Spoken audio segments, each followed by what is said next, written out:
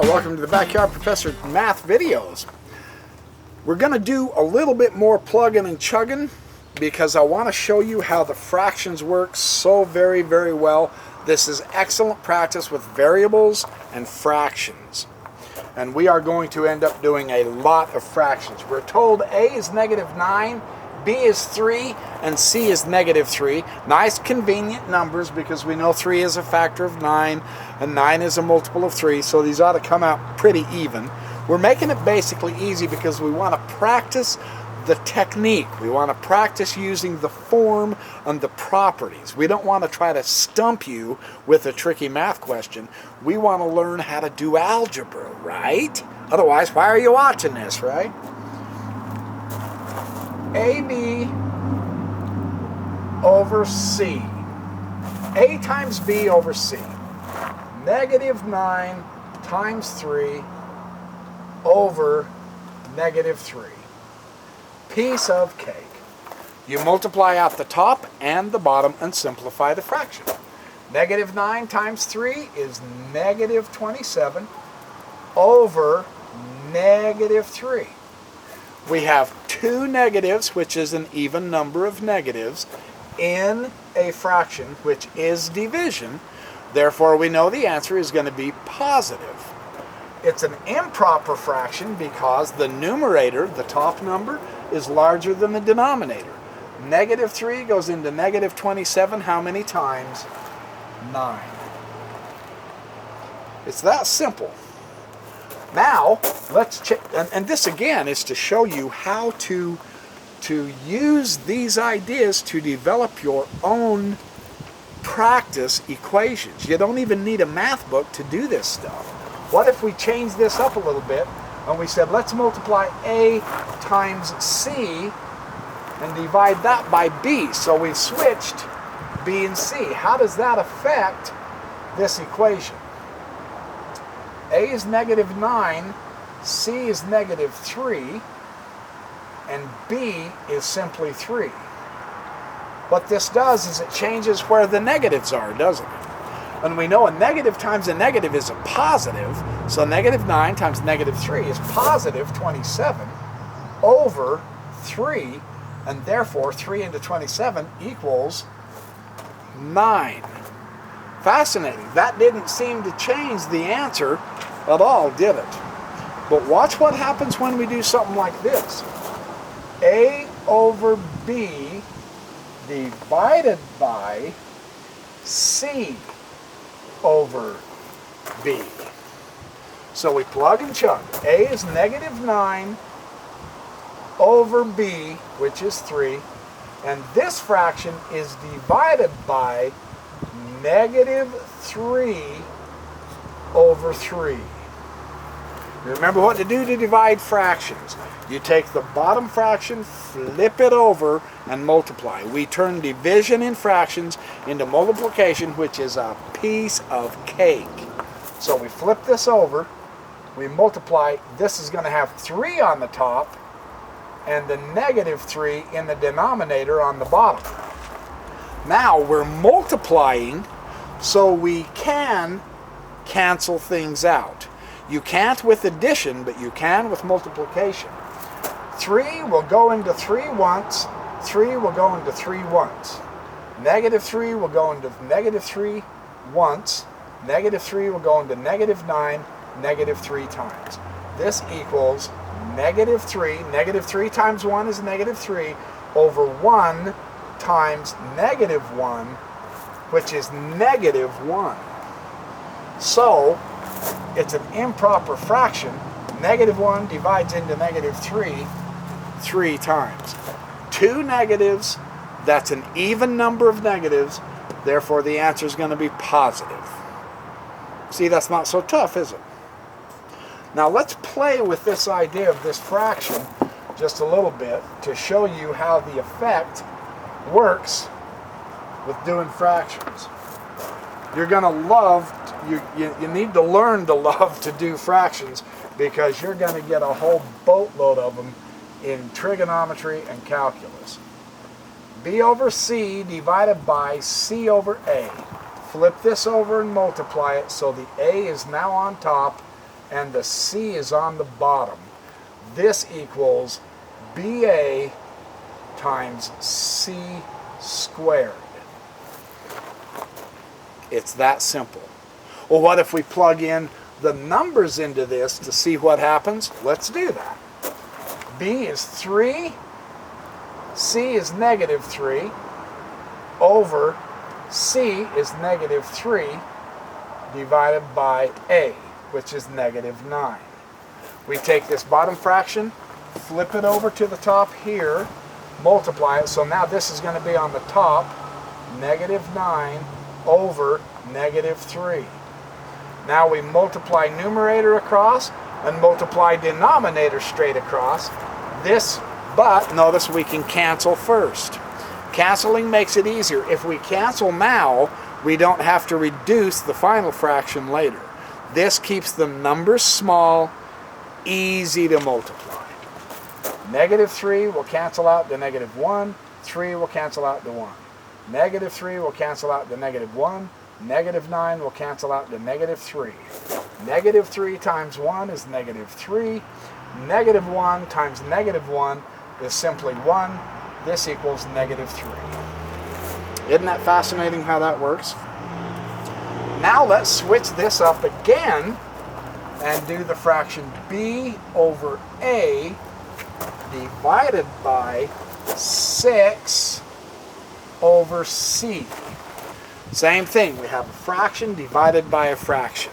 You take the second fraction, flip it upside down to multiply, you put the little dot for multiplication. This puts the c on top and the 6 on the bottom. You can see that here it's on the top. Here we flipped it, it's going to be on the bottom. C is on the bottom. By flipping it, we put c on top. Then multiply straight across, right? This is going to equal BC over 6A. If you didn't know the values of the variables, that would be your answer. Properly so. Well, we do know the value of the variables, so let's plug them in to see what this looks like. B is 3.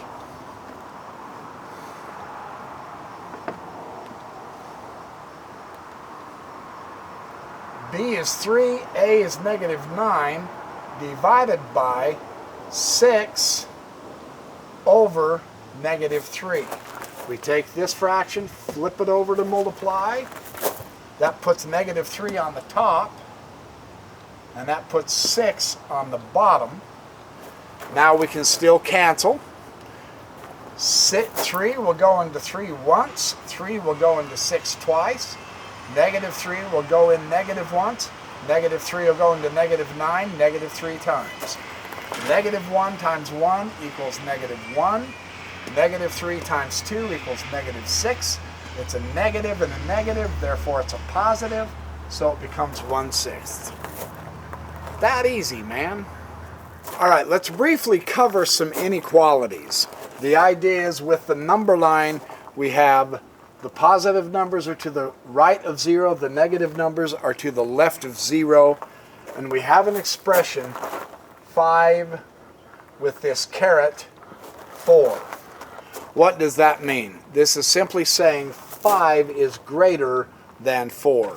We have signs such, well, and we could do 6 is less than 9. Now some people get confused with these signs. With inequalities, we have a greater than, a lesser than, and equals, and we have a greater than or equal to, and a lesser than or equal to, and we have a does not equal.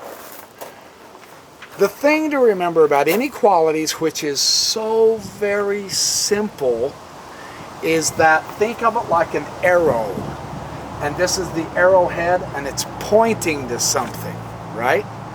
Always put the small point toward the smaller number. 3 is less than 8. If you have two numbers, 4 and 19, the 4 is smaller, so point the smaller end of this to 4. 4 is less than 19.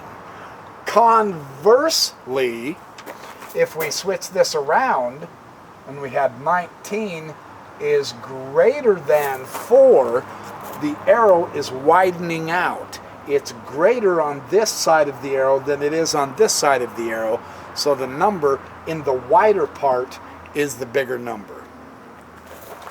8 and 14. 8 does not equal 14. 14 does not equal 8. That makes sense, right? 1 equals 1.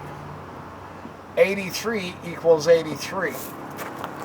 Now, interestingly enough, 4 is greater than or equal to 3. This changes it. 4 can be equal to 3, and it is greater than. Conversely, 9 is less than or equal to 8. Or not 8, 10. No, that's not right either. Let's say 9. 9 is less than or equal to 9. So this is how the inequalities work, and what we're doing is, again, the visual is on the number line. To the right of 0 is greater than, to the left of 0 is lesser than. Right? I lost my spot now. So, with that in mind, I'm going to introduce you to this idea. We're not going to do a lot of problems on this. We will have a lot of problems to do with inequalities later. 3 is greater than or equal to the number n. We don't know what n is. It's a variable.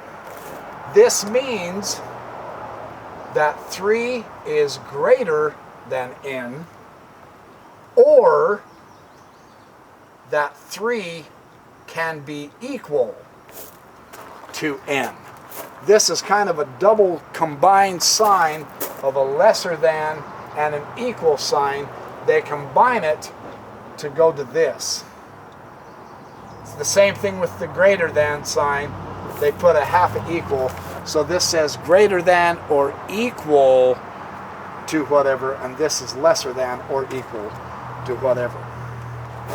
So let's do a couple of quick equations to show you how these work.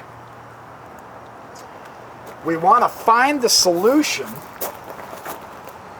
of C is less than or equal to 6. We want to find the solution to this. So we look on the number line. Now, it says less than or equal to 6, right? So we can include 6 as an answer. That makes sense. 6 is an answer because it's less than or equal to 6.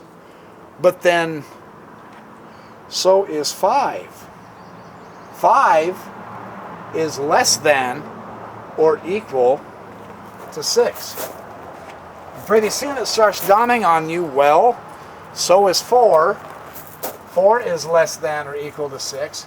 So is 3, so is 2, so is 1, so that actually your entire solution set is all of the numbers, including 6, less than 6, all the way out to the left-hand side. This equation, this expression, C is less than or equal to 6, has an infinite number of solutions. Less than or equal to 6. 7 wouldn't work. No.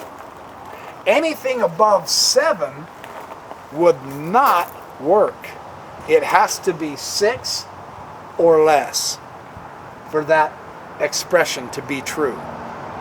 Do you understand how that works? Let's do another one.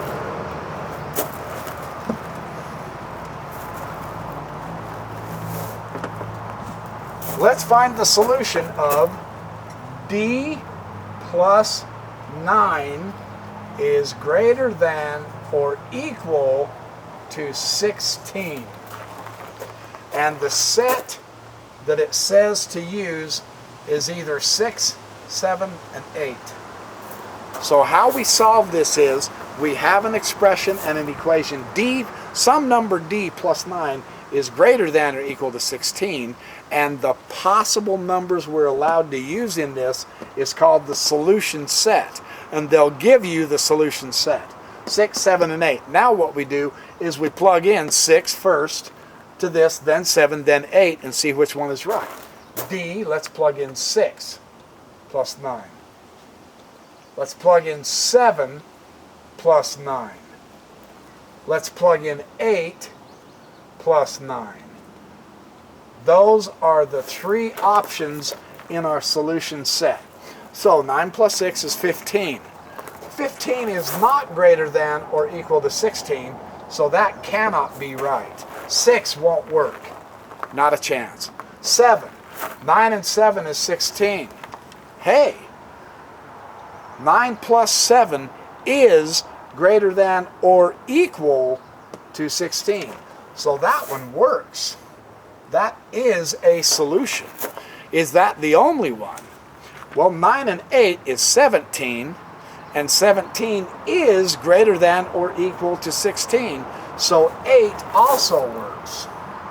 So the answer to this equation, D plus 9 is greater than or equal to 16, the answer is, and you put it in curly brackets, 7 and 8 is your solution set to that equation.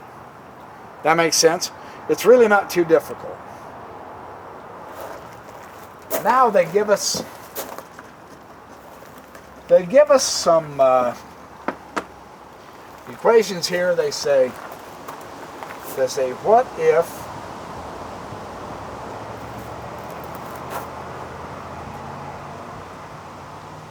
what if we're told this? 12 is greater than 5. Is that true or false? You say, that's true, Bill. And I say, all right, what if we're given 12 is greater than 5 and 5 is greater than 1? Now we have a double part of the equation. This equation says 5 is less than 12, but it is 5 is greater than 1. Is that true? We look on the number line. 5 is less than 12. 12's way over here because it's to the left of 12. So that part of the equation is true. And then it says the second part of it is 5 is greater than 1. We look at 5, and there's 1. 5 is to the right of 1 on the number line, so that's true also. So this entire expression is true. 5 is less than 12, and it is greater than 1, all at the same time.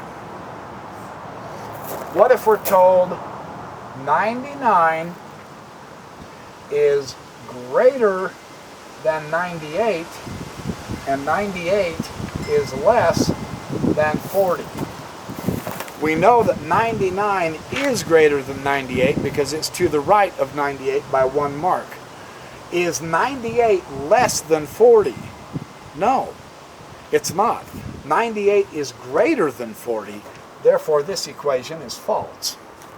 You see how that works? That's kind of interesting how that works. Now what if we're told 30 is greater than or equal to 20, and 20 is greater than or equal to 16? How do we evaluate that? We say, well, we know 30 is to the right of 20, so 30 is greater than or equal to 20. And we know that 20 on the number line is to the right of 16, so that does mean that 20 is greater than or equal to 16. Therefore, that equation is true. That one we understand as being true. That makes sense. That kind of shows you what inequalities do is show you the relationships that numbers have with each other as far as size goes. That's very important. Now we're given 4x plus 3 is less than or equal to 16, and our solution set that they're saying to use is going to be 3, 4, and 5. So we plug in, one at a time, each one of these coefficients into the variable and calculate the result and see if this inequality holds true. Right? Piece of cake. So let's start with 3. 4 times 3 is 12, plus 3 is 15. Is 15 less than or equal to 16? Yes, it is. So we've done 3. Let's do 4. 4 times 4 is going to equal 16, plus 3 is going to equal 19. Is 19 less than or equal to 16? No, it's not. So that's false. 4 won't work. Oh, 3 did work. Sorry, I should have boxed that. Let's do 5. 4 times 5, we're plugging 5 into x here in this equation. So that's 4 times 5 is 20, plus 3 equals 23. Is 23 less than or equal of 16? No, it's not. So that's false also. So out of the solution set of 3, 4, and 5, we find this equation is true only for number 3. So our answer is 3. You see how that works? That's a basic introduction to a generalized aspect of inequalities. So anyway, that's what I have for now. Thanks for watching my videos. I hope you're enjoying the practice. Enjoy the practice now. Make it simple on yourself and learn this and practice this now, because later on when we get into more hairy, difficult situations in trigonometry and calculus, you're not going to have time to come back here and relearn your algebra. Learn it now, give yourself a chance, and we'll sail through all the rest of math. Have a great life, happy calculating, and I will see you in the next video.